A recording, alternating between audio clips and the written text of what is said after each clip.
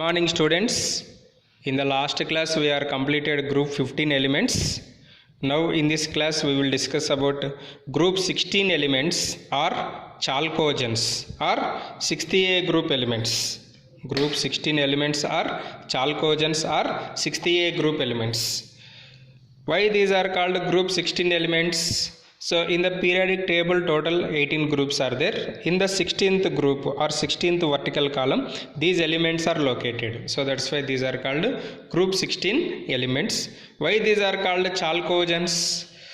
First four elements, that is oxygen, sulfur, selenium and tellurium, are ore forming or mineral forming elements. So that's why these are called chalcogens. Chalco means mineral or ore, gen means producer. So chalcogens means mineral or ore producers. So that's why these are also known as chalcogens. Why these are called 60A group elements?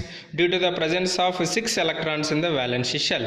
Due to the presence of 6 electrons in the valence shell. So that's why these are also known as 60A group elements. So which elements comes under group 16? Let us consider oxygen, sulfur, selenium, tellurium and polonium are considered as group 16 elements. What are the group 16 elements? Oxygen, symbol O, sulfur, selenium Se, tellurium Te and polonium Po are called group 16 elements. In these elements, polonium is a radioactive element. So which is the radioactive in group 16? Polonium is a radioactive element. This is about introduction. Next, occurrence. Occurrence means what? Availability. See, sequence same we have to follow what we discussed in group 15 elements. So that's why no need to confuse. Occurrence. So we know very well O2 is the most abundant of all elements in earth. So in the earth it is the most abundant element.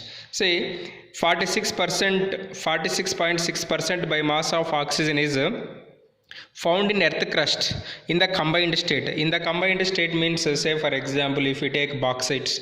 Bauxite is oxide type of ore. So it also contain oxygen. Next, hematite, it is a ore of iron, it also contain oxygen. See, all these minerals maximum contain oxygen. So that's why how much percentage of oxygen is present in earth crust? 46.6% by mass. Next, in the dry air it contains 21% by volume. 21% by volume. Remaining 78% is what? 78% is nitrogen gas, 1% carbon dioxide, noble gases and other gases, miscellaneous gases. This is about occurrence of oxygen. Next, come to sulfur. This is important. So for matching type questions this is important. Sulfur is available in the form of sulfide and sulfates. It is available in the form of combined state in sulfide and sulfate states. Sulfide and sulfate. Sulfide means, so the formula of a compound end with S. Say for example galena, PbS. So it is a sulfide type of ore. Next, zinc blend, ZnS. It is also sulfide type of ore. Next, copper pyrites, CuFeS2. See, all these elements, all these compounds what we have lost, sulfur element is present. So that's why these are called sulfide ores. Next, sulfate ores. Sulfate means, so ends with SO4. Ends with SO4. Say for example gypsum. Gypsum formula CaSO4. It contains 2 water molecule. CaS, calcium sulfate dihydrate. Next, Epsom salt, MgSO4. Gypsum is CaSO4. Epsom is MgSO4. Next, Biret is BaSO4. It is a ore of barium. It is a ore of magnesium. That is Epsom salt is a ore of magnesium. So calcium ore is what? Gypsum is the ore of calcium. So next, sulfur is not only present in sulfide and sulfate ores, it is occurs also in the form of H2S in volcanoes. H2S in volcanoes. So this is about occurrence of sulfur and oxygen. Sulfur is mainly available in the form of how many ores? 2 types of ores, sulfide ores as well as sulfate ores. Next, what about selenium, tellurium and polonium? Selenium, tellurium, polonium are available in the form of metal selenides and metal tellurides. Metal selenides and metal tellurides. in the form of metal selenides and metal tellurides. Next, polonium is the least abundant among all, and it is found in nature as a decay product. Decay means decomposition product. Decay product of thorium and uranium minerals. Thorium and uranium minerals. This thorium and uranium are radioactive minerals. When these are dissociated or undergoes decay, we will get polonium. One of the polonium as a byproduct. So like that we will get polonium in the nature. Okay, it is the decay product of thorium and uranium. Next, come to electronic configuration. So the general electronic configuration is NS2 NP4. So what is N here? N is 2 to 6. Okay, N value is 2 to 6. So how many electrons in the valency shell? 6. So that's why these are also called group 16 elements. So these are the elements.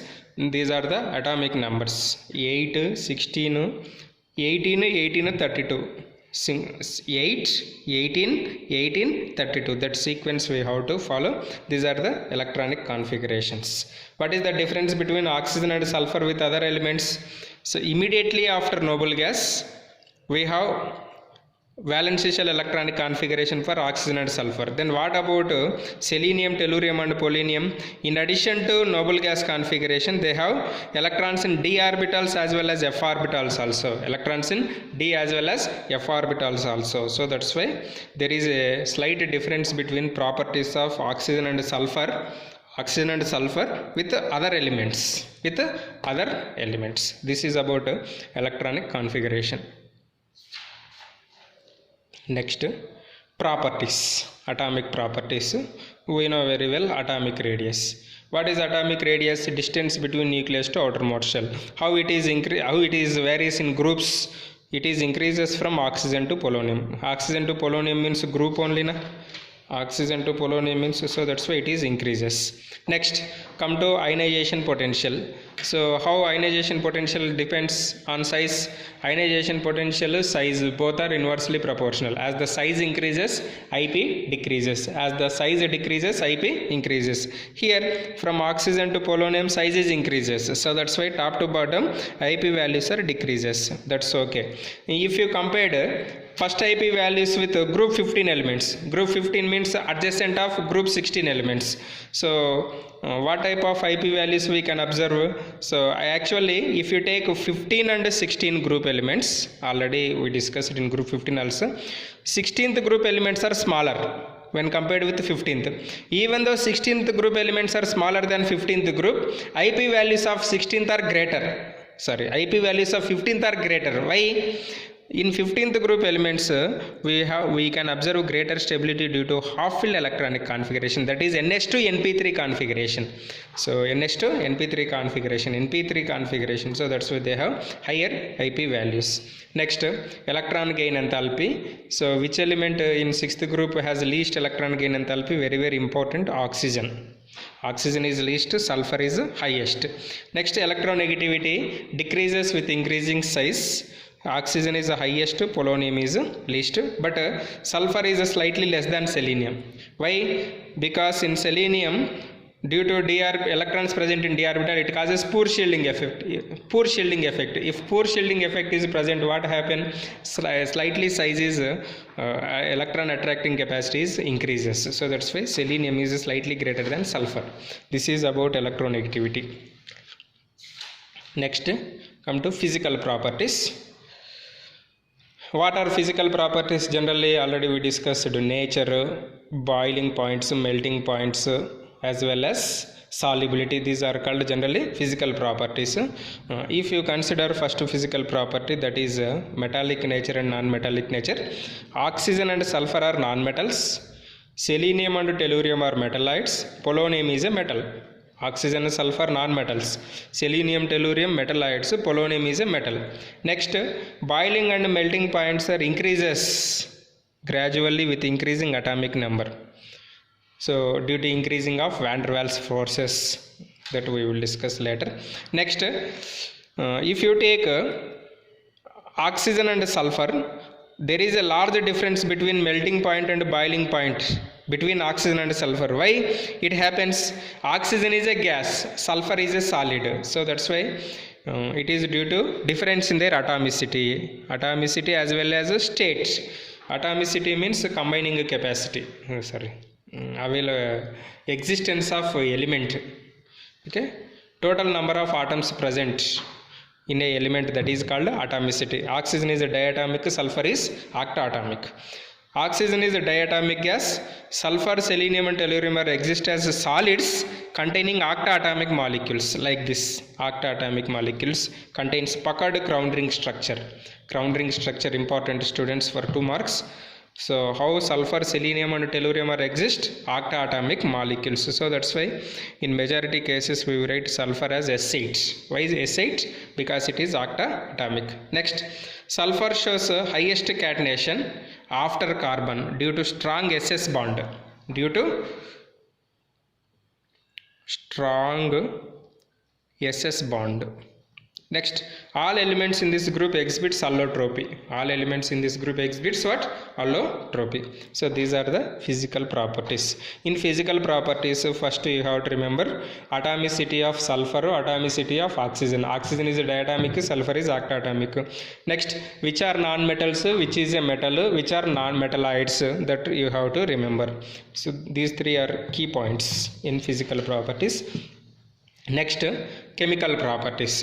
In chemical properties, first one is oxidation states. So how many electrons